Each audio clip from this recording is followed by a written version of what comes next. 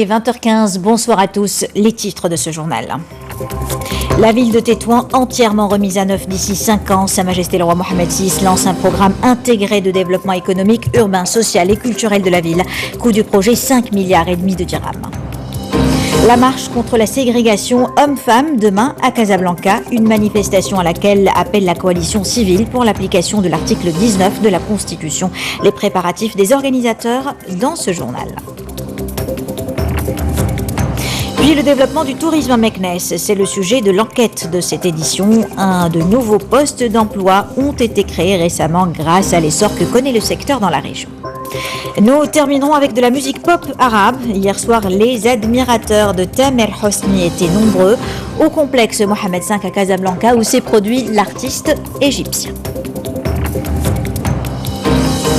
Et nous débutons cette édition avec l'entretien téléphonique entre Sa Majesté le roi Mohamed VI et Ban Ki-moon, un entretien qui a porté sur le dossier du Sahara. Le souverain a attiré l'attention du secrétaire général de l'ONU sur la nécessité de préserver les paramètres de la négociation tels qu'ils sont définis par le Conseil de sécurité. Le souverain qui a aussi insisté sur l'impératif de sauvegarder les modalités actuelles de l'implication de l'ONU. Le dialogue est ouvert entre les Nations Unies et le Royaume. Sa Majesté le roi Mohamed VI a en effet eu aujourd'hui un entretien téléphonique avec Ban Ki-moon, secrétaire général de l'ONU. Un entretien qui a porté sur les derniers développements et les échéances en cours relatifs à la question du Sahara marocain. À cette occasion, le souverain a réitéré l'engagement constant et la coopération constructive du Royaume afin de parvenir à une solution politique définitive à ce différend régional dans le cadre de la souveraineté marocaine. Dans ce contexte, Sa Majesté le roi a attiré l'attention de Ban Ki-moon sur l'importance de préserver les paramètres de la négociation tels qu'ils sont définis par le Conseil de sécurité et de sauvegarder le cadre et les modalités actuelles de l'implication de l'ONU et d'éviter les approches partiales et les options périlleuses. D'après le souverain, tout écart de cette voie serait fatal pour le processus en cours et porteur de danger pour toute implication de l'ONU dans le dossier. Rappelons qu'il y a 2 jours, le secrétaire général de l'ONU a présenté un rapport sur le Sahara au Conseil de sécurité, appelant à une solution de compromis et saluant les efforts fournis par le Royaume, notamment dans le domaine des droits de l'homme. Ban Ki-moon a recommandé la prorogation d'une année jusqu'au 30 avril 2015 du mandat de la MINURSO dans la région. L'entretien téléphonique entre le souverain et le secrétaire général de l'ONU a également porté sur les actions soutenues de Sa Majesté le roi en faveur de la stabilité et du développement du continent africain. C'est un des puissants Manitou du monde des finances qui a été reçu cet après-midi par Sa Majesté le roi Mohamed VI au Palais Royal de Tétouan, George Soros. L'entretien entre le milliardaire philanthrope américain, président des fondations Open Society, et le souverain porté sur les efforts déployés par le Royaume pour le maintien de la paix et de la stabilité dans différentes régions du monde, notamment en Afrique. C'est un reportage de Khalid Nejdi, Azdin Idrissi Reissi et Benabbi. C'est un grand nom de la finance internationale, mais également un philanthrope reconnu. George Soros, président des fondations Open Society, a été reçu aujourd'hui par le souverain au Palais Royal de Tétouan. George Soros effectue une visite au Royaume pour prendre part à la réunion du conseil d'administration de l'International Crisis Group, une enceinte de réflexion qui réunit de nombreuses personnalités de renom et qui œuvre en faveur de la paix et de la stabilité dans le monde. L'audience a porté essentiellement sur les mutations profondes que connaît le contexte régional et international et sur la contribution du Royaume aux efforts de paix et de stabilité dans différentes régions du monde et notamment en Afrique.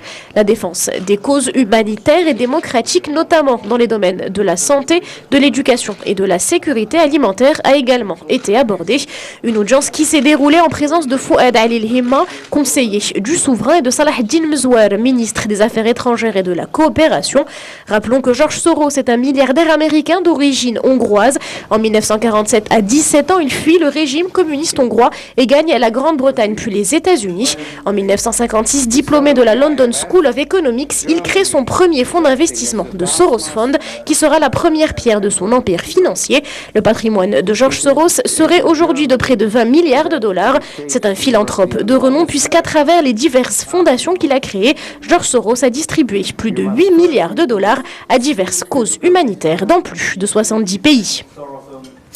Et toujours à Tétouan, Sa Majesté le Roi Mohamed VI a lancé un programme intégré de développement économique et urbain de la ville. 5,5 milliards de dirhams seront débloqués pour concrétiser ces objectifs d'ici 5 ans. Des projets culturels et environnementaux sont aussi inclus dans ce programme. 3 conventions ont été signées pour encadrer sa mise en application. Reportage Kautar Dahdoh, Ahmed Abalwa.